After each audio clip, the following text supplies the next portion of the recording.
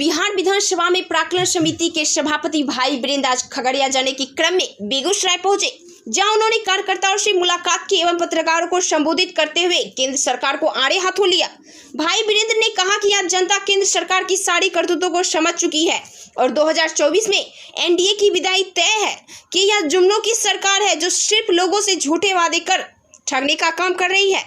वहीं उन्होंने योगी आदित्यनाथ के द्वारा यूपी में हो रही कार्रवाई पर सवाल उठाते हुए कहा कि अपराधियों की घेराबंदी एवं सजा जरूरी है, लेकिन जिस तरह से एक खास समुदाय को टारगेट कर कार्रवाई की जा रही है वह कहीं से उचित नहीं है।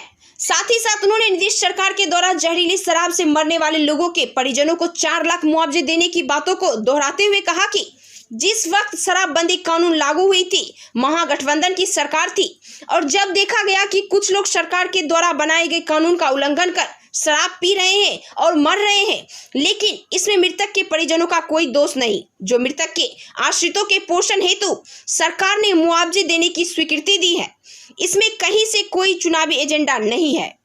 मुद्दा ही नहीं है क्योंकि देश में एनडीए की सरकार है और एनडीए की सरकार ने जो सरकार जनता से वादा किया था उसको जुमला ठहरा दिया।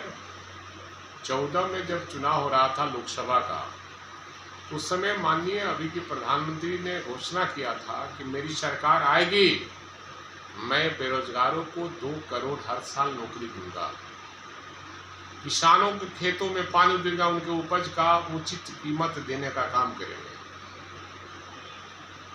लेकिन कोई काम नहीं हो पाया।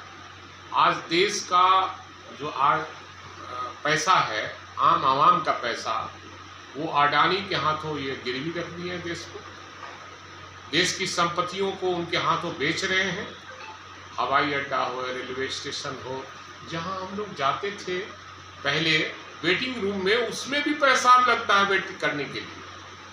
अब बताइए, देश में ऐसी सरकार जो देश को लूटने आया है, ये जैसे देश को पहले लूटने आया था गजनी नाम सुने आप इतिहास में? गजनी आया था भारत में तो लोग समझा कि राज करने आया है। राज करने नहीं आया था, वो देश को लूटने आया था। सब मंदिर का जितना भी सोना चांदी सब लूट कर चला गया यहाँ से। उसी तरह ये मोदी सरकार है, एनडीए सरकार है, जो देश के खजाने को लूट रहा है और 1,25,000 करोड़ रुपया जो जनता के गाड़ी कमाई का रुपया है वो अडानी के हाथों रख दिया।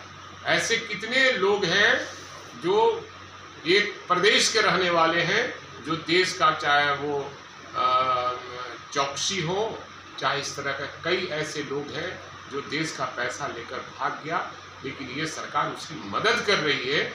उसको सजा देनी चाहिए तो मदद कर रही, इसलिए विपक्ष यहाँ है ही नहीं।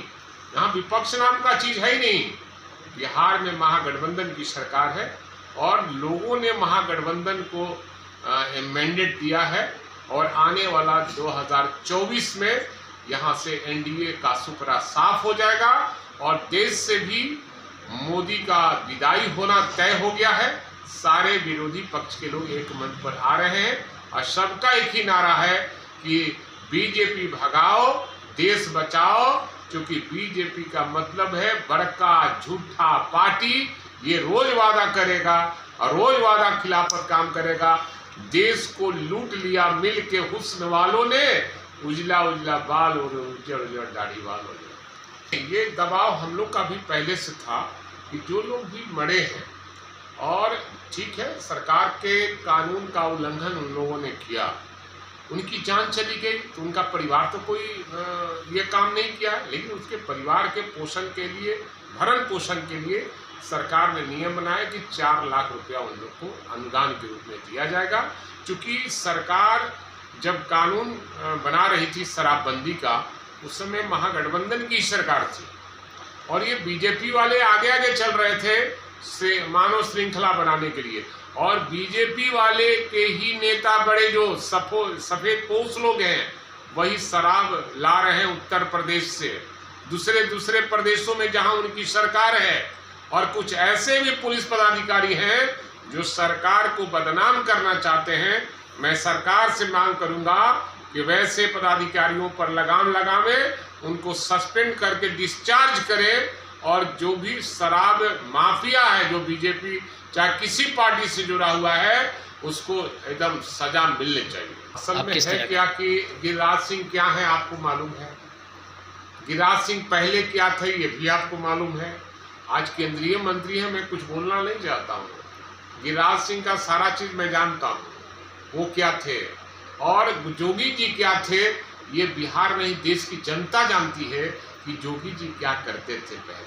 पहले अपने आप को सुधारे लोग, और बदले की भावना से हम अपराधी के खिलाफ हैं, हम जितने भी अंडरवर्ल्ड के लोग उसके खिलाफ हैं, लेकिन चिन्हित कर एक संप्रदाय के लोग पर कार्रवाई नहीं करनी चाहिए, अपराधियों पर कार्रवाई करनी चाहिए, संप्रदाय पूछकर ऊपर कार्रवाई नहीं करनी चाहिए।